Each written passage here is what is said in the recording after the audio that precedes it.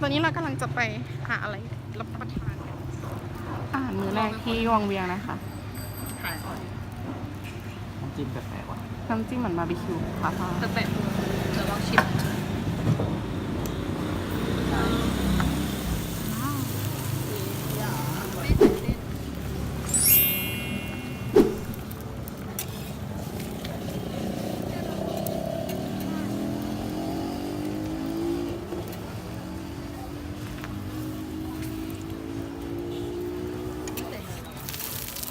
อย่างก็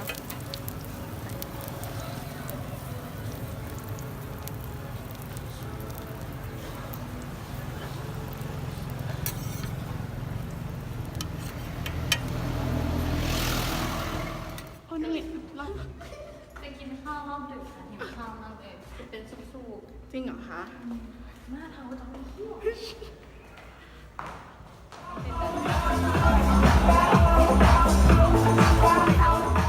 ข้าวรอบดึกค่ะหิวข้าวมากเลยเป็นซุปจริงเหรอคะที่ไรดี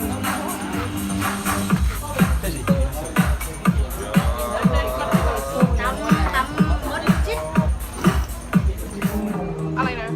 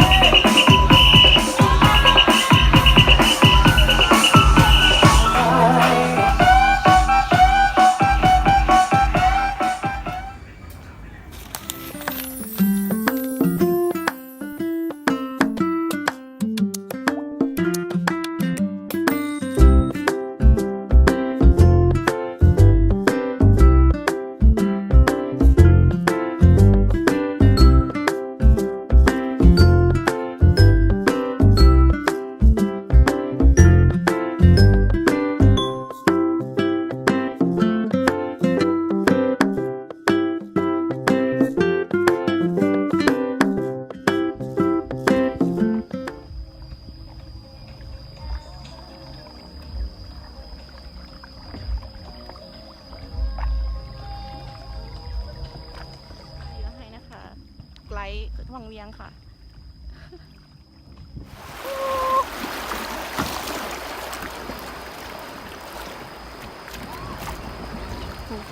เสียง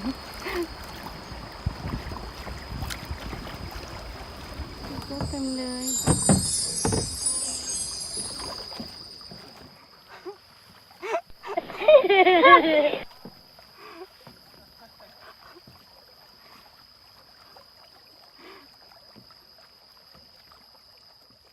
เรื่องเห็ดเมาอะไรเงี้ยส่วนมากว่าเห็นแต่อยู่ภูเก็ตอ่ะอ๋อดาราวาโย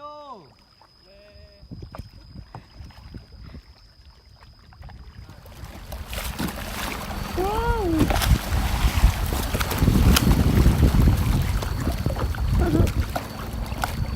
น้ำฟอง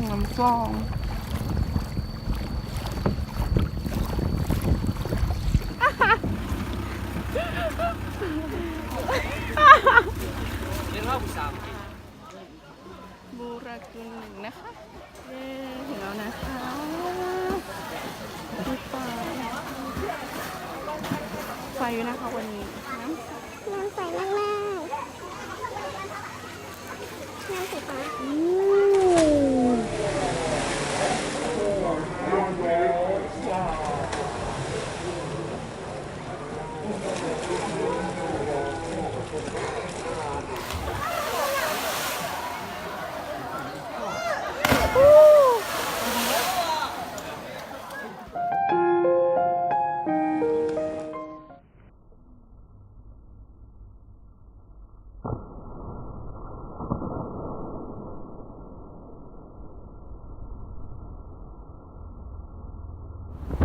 ทีนี้